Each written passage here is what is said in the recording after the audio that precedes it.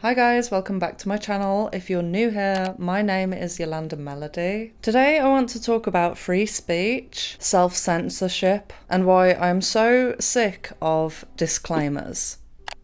I am going to be roasting myself in this video because if you've been subscribed for a while, you'll notice that I have been on a journey of liberating myself from the shackles of self-censorship. I don't know how exactly this happened, but the past few weeks, or months rather, I feel as if I had a filter and then suddenly it just shattered. And honestly, it feels amazing. When I started my YouTube journey, I was so scared of getting backlash because of certain opinions or things that I've said, getting cancelled, which I'm gonna do a whole video about that, by the way. I started YouTubing regularly right at the beginning of 2020, and during that time, that's when we all started to notice this huge sudden banning of words, YouTubers getting cancelled. It was like we all got swept under this storm of self-policing and being told repeatedly that, oh, you can't say that. Oh no, you can't say that anymore because that's offensive to so-and-so group, etc. Our right to free speech has been under attack for quite a few years, and if you haven't noticed, I don't know where you've been. Where have you been?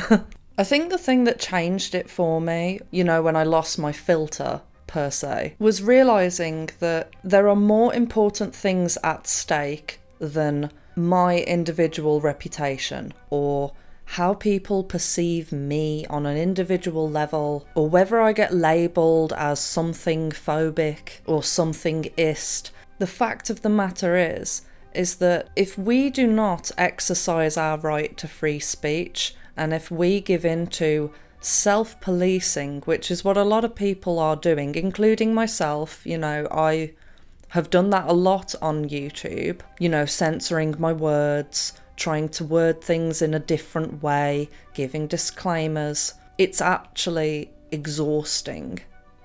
But if we don't exercise our right to free speech, before you know it, we won't have it. And if we don't have free speech, life will become so bleak. If we are not even able to speak the truth and speak how we feel openly, not only will everything become so bland, but it will then become the norm. And what they really want to do, this is the goal, right? What they want to do is they want to be able to justifiably arrest people for saying things against the state. That's where this is heading. If we are not able to speak freely, then we are basically prisoners. That's how I see it. When it comes to talking about things on the internet, like on YouTube for example, yes, I will alter the way that I say certain words simply because certain words get picked up by the scanner. If you can imagine, right? When you upload a video, every single word that you say is being processed by what I presume is a computer program. And if you use a certain trigger word that you're not allowed to say on here, it'll probably flag up on the system, and then channels like myself stand the risk of getting their channel deleted. And if my channel gets deleted, guess what?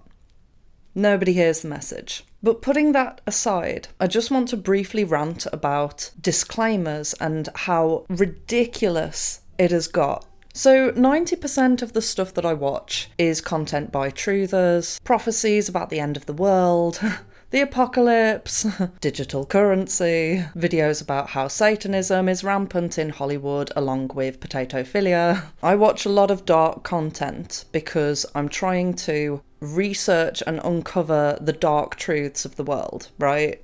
But sometimes I just want to watch a simple video about hair or nails. Nice things, Sometimes the darkness just gets a bit too heavy for me, right? So on my YouTube recommended, I got this video come up saying how to dress for your body type. And I thought, oh, cool, you know, I could maybe learn some styling tips. I clicked on the video, and the first 2 minutes of this video was a disclaimer from this girl who obviously is very, very scared about getting hate online, I get it, but she spent 2 whole minutes giving disclaimers about how just because I'm telling you how to dress for your body type doesn't mean to say that you have to take on my tips. I just want everybody to know that your body is beautiful no matter what, and we shouldn't conform to society's beauty standards. I'm really not trying to offend anyone or upset anyone. And you know what I did? Right, I clicked off. I thought, I don't even care. I don't even care anymore. I'm over it. It has gotten that bad. This is what I'm saying, right? That people feel the need to put a disclaimer at the beginning of a video about clothing. The same goes for makeup tutorials.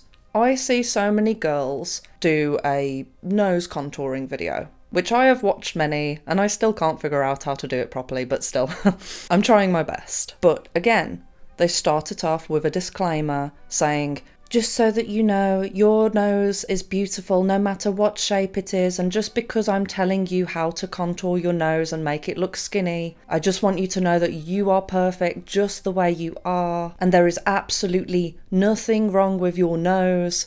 And it's just like, yes, okay, it's nice to hear stuff like that. But what I'm getting at is what has made these girls feel so vehemently that they need to give a disclaimer. It's clearly because they're scared of getting trolled by loads of people saying, how dare you? How dare you? How dare you? How dare you insinuate that people should change the way that they look?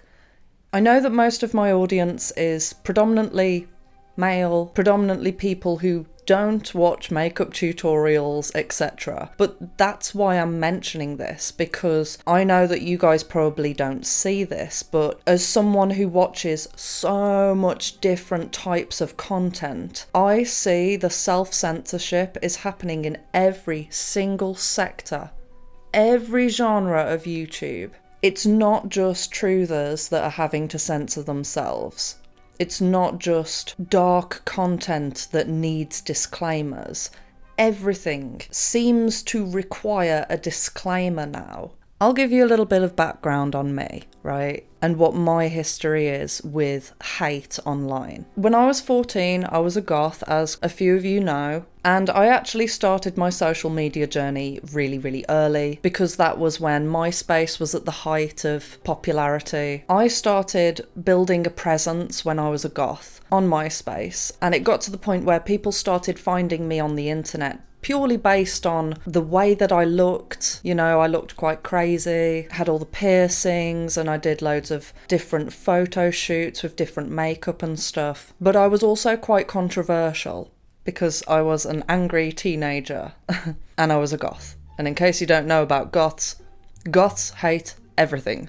They hate the world. Anyway, after a while of me posting a lot online, I started to attract quite a bit of hate. And it got to the stage where people were posting about me on different websites, you know, like 4chan, LiveJournal. People were basically making entire hate pages all around the way that I looked, criticising absolutely everything. There was some really, really, really vile things that were written on these websites. People were telling me to go end my life. Can't say the word. People were editing photos of me with my head cut off. Like, that's how serious it got. Obviously, loads of people were calling me ugly. So then I thought, oh, I'm gonna fight back at these people, and it came back to me 10 times worse, to the point where I was getting death threats on the internet. And I'll be honest, I went offline for a bit. Like, it really, really, as a young person, as a 14-year-old, that was so difficult to deal with. I didn't know how to deal with it. But I got resilient. I grew so much from that experience, and if I could turn back the clock, I wouldn't have it happen any different. And I'll tell you why. That experience gave me so much resilience and strength against bullying and online hate that now, doing what I'm doing now, I really have nothing to be scared of. I've been cancelled on a micro level. It wasn't as bad as what you've seen with massive influencers, but still, nonetheless, it's a painful experience. Now, why do I bring this up? Well, the reason I bring it up is because we are living in a society right now where if you do not refer to someone as their preferred pronouns, they'll go and cry about it and post about it on social media. There are literally kids out there now that are that sensitive that you can cause them to have a breakdown just by calling them a different pronoun. Now, how do you think these kids are going to react when they go out into the outside world and they realise that actually loads of people are really, really, really mean? This world is cruel. The amount of horrible things that have been said to me in my life, oh my god, like I could reel them off forever. It didn't just happen in school, it happened in nearly every workplace that I was in as well. Sometimes from managers. In fact, a lot of times from managers. I feel like the youth today is being deliberately set up to be wrapped up in cotton wool by the establishment, by their woke ideology, so that when they actually leave these colleges and universities to actually interact with the outside world, they'll crumble. They will literally fall apart. They won't have any resilience at all. They won't have any ability to deal with hardships because they're being taught to take offense to literally everything, and they're being taught that the way that the world works is that other people are supposed to bend to your perception of who you think you are. In the schools right now, if you're a biological girl and you decide one day that you want to be a boy, but you don't present as a boy, you just want to be called a boy, all of the teachers have to abide by that, by law. But guess what? When you get into the outside world, things don't work like that. I've always been anti-bullying, obviously because of my past in being bullied a lot. But I really want to kind of change the narrative now because I really am not a victim. In some respects, I feel like I made myself a victim because I didn't understand that bullies have no empathy. I used to feel like the way to defeat a bully was to show them how badly they'd hurt me, so that they'd feel empathy and guilt and they'd stop. But that really didn't work. That literally made it so much worse because I was giving them exactly what they wanted. And now I look back and I think, actually, you know what? It made me so much stronger. Anyway, what we were talking about, free speech. Because I support free speech, I also have to support if people want to say offensive stuff to me, right? You can't just pick and choose. And that's what I'm trying to put across in this video, right? We are heading down a path where so many words are going to be deleted from the English dictionary that people will just stop talking, quite frankly. I tried the self-censorship thing. Only a few months ago, I feel like some of the videos that I watch of mine are worded in such a cotton wool way that the message just doesn't even get across. People don't understand what I'm trying to say. I did a video titled, I Wanted to Be a Boy. And I feel like in that video, because I was so scared of what people would say or how certain trans people might get offended by it, that I ended up watering down the video so much. But that video was actually supposed to be a warning about the illusion of gender dysphoria. Yeah, I wanted to be a boy, but I'm clearly still female. I'm clearly very happy with that. Maybe transitioning isn't the answer. But it's fine because I made up for that because I posted a video titled "Are You Really Transgender?" which is a much darker video that I feel does get the message across. And you know what? When I filmed that video, I had no idea what kind of backlash I would get. I didn't know how people were going to respond, but I felt so good being able to speak freely from the heart without having to censor myself much. So yeah, that's the video. Free speech, yeah. If you enjoyed this video, please don't forget to like, subscribe, and hit the notification bell.